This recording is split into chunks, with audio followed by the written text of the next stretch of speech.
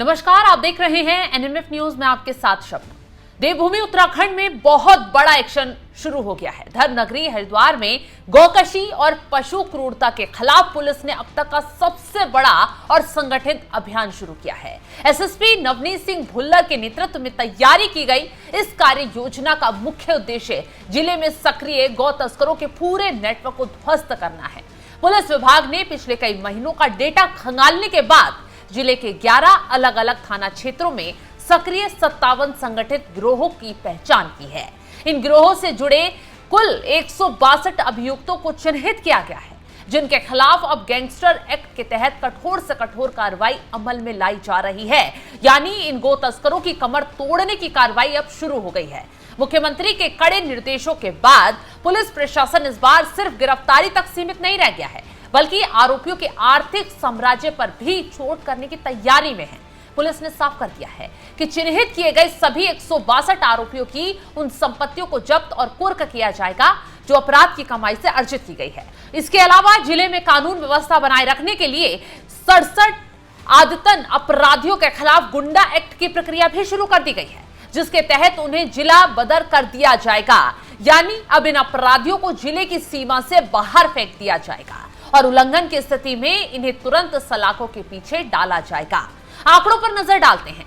Police की यह कार्रवाई जिले के लगभग हर संवेदनशील इलाके को कवर करती है। सबसे ज्यादा 13 गिरोह भगवानपुर थाना क्षेत्र में चिन्हित किए गए हैं, जबकि रुड़की में 6, झबरेड़ा में 7, बहादुराबाद में 7 और गंगनहर क्षेत्र में 5 गैंग सक्रिय पाए गए हैं। इसके अलावा रानीपुर में 4, पथरी, लक्सर, कलियर और मंगलोर में 3-3 गिरोहों के खिलाफ एक्शन लिया जा रहा है। वहीं बुग्गावाला में भी एक गैंग रडार पर है। पुलिस ने इन अपराधियों की पूरी कुंडली खंगालने की तैयारी कर ली है, ताकि कोर्ट में इनके खिलाफ पुख्ता सबूत पेश किए जा सके। रोकथाम के तौर पर पुलिस ने 122 व्यक्तियों को 138 बीएनएस के तहत भारी मुचलके से पाबंद किया है।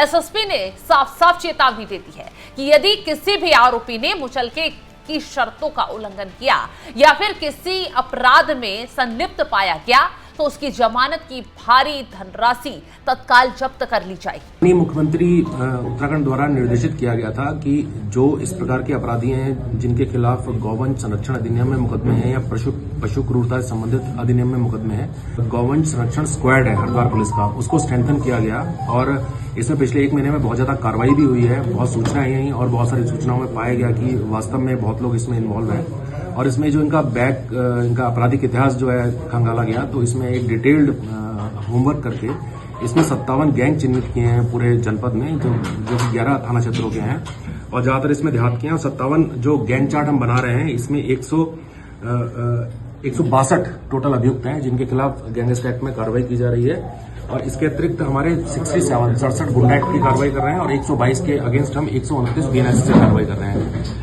जो ये 57 गैंगस्टर एक्ट कर रहे हैं 162 लोगों के खिलाफ, इसमें इनकी संपत्तियां भी हमने चिन्हित कर ली हैं। इनकी सारी संपत्तियां हम गैंगस्टर एक्ट में अटैच करेंगे और ये बहुत बृहद कार्रवाई है, बहुत बड़े स्तर पे कार्रवाई है। और इसमें हमारा प्रयास रहेगा कि जो ये गौवंश संरक्षण अधिनियम के तहत जो हैबिचुअल ऑफेंडर्स हैं, अपराधी हैं, इनको हम किसी तरीके से इनको हम निरुद्ध कर सकें और इस प्रकार के अपराध को हम अपने जनपद में रोक सकें। तो ये पहली बार है जब हरिद्वार पुलिस इतने बड़े पैमाने पर प्रिवेंटिव डिटेंशन और इकोनॉमिक स्ट्राइक का सहारा ले रही है।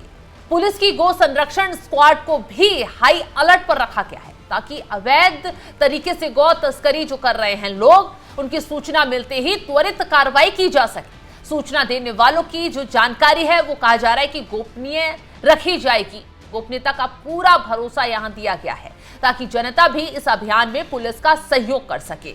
तो उत्तराखंड में अपराध हो, भ्रष्टाचार हो या कोई भी तस्करी का मामला, अब धामी सरकार सख्ती से आगे आकर खड़ी हो गई है। अपराधियों की कमर तोड़ने के लिए कई थानों की पुलिस को सड़कों पर उतार दिया है और ताबड़तोड़ तरीके से एक्शन लिया जा रहा है। कहा जा रहा है अब इस गौ तस्करी मामले में जो अभियान शुरू किया है, जल्द पुलिस के हाथ बहुत बड़ी कामयाबी लग सकती है। तो फिलहाल इस खबर को लेकर आप क्या कुछ राय रखते हैं, कमेंट बॉक्स में जरूर बताइएगा और तमाम बड़ी खबरों की अपडेट के लिए आप हमारी वेबसाइट www.newsnmf.com पर जाकर भी लॉग इन करें। नमस्कार।